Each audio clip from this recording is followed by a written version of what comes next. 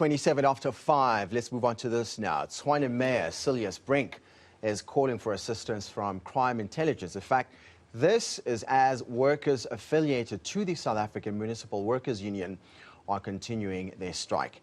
It's been going on for over a month now, with a devastating impact on services in the capital city. The mayor says they cannot afford the increases being demanded. Our reporter Buleli Treaty Jones joins us live right now, and he has been tracking the story. Pule, obviously, we have to talk about this. What has been the response by the city? Well, the city is saying that the strike, rather, which is unprotected, has really caused a devastating, service delivery backlog as well in the capital city. Of course, the Tshwane Strike has lasted for over a month, like you rightfully say. But what's also quite alarming is that the strike has come up with, or rather spilled into criminal activities as well, in which municipal workers who have decided to go back to work are being intimidated. Yesterday, we know of a waste collection truck that was targeted and set alight. And honestly, what the mayor is saying is that this cannot be acceptable. So what has happened now is that he's saying that this is a coordinated criminal element that is now affecting the city. The city will now work with the Minister of Police as well. And they're also asking for the Crime Intelligence Unit to actually interfere and get to the bottom of this, to find out who are behind these well-coordinated, sabotage plans, which are seemingly affecting the city as well. But when you look at the numbers, we now know that 34 criminal cases have been reported to the South African Police Services as a result of the strike as well, which includes cases of damaged public infrastructure as well. And they're all under investigation. But we also now know that 122 workers have since been dismissed. That's 122. It's the latest stats.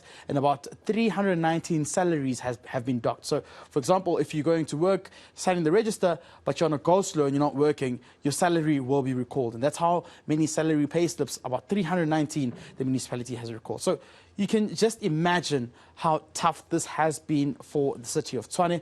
And they still maintain there's simply no money. Let's take a listen to what the mayor had to say. I can even take my jacket now to go to Tshwane. I'm very worried. We had visitors here, international visitor, BRICS, president of countries that hold us in high esteem. And we are going to need sophisticated policing apparatus, the monitoring of phone conversations, all those things, which the city can't do. I mean, we can't do that. We're going to need crime intelligence to come in, because this thing is clearly very well coordinated and folks know where to strike. So, right at the beginning of this strike action, I did speak to the Minister of Police and asked whether the South African Police can send a representative at our Joint Operations Center, which manages the strike, which was granted, and there has been a level of good cooperation with the South African Police. But this now needs to be taken up a level. This is the capital city. The risk with any criminality, you think you can manage it.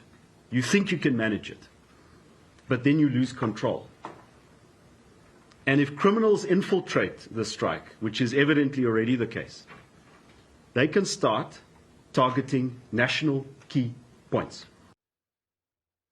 At the same time, Pule, you've managed to catch up with Gauteng Premier Panyaza Lesufi. What has he said exactly to you? Definitely. So the city is basically saying we need intervention from all spheres of government, national, province, to look into this matter as to how we can find a way forward. There was a meeting today between the city and the union before the bargaining council to try and meet each other halfway.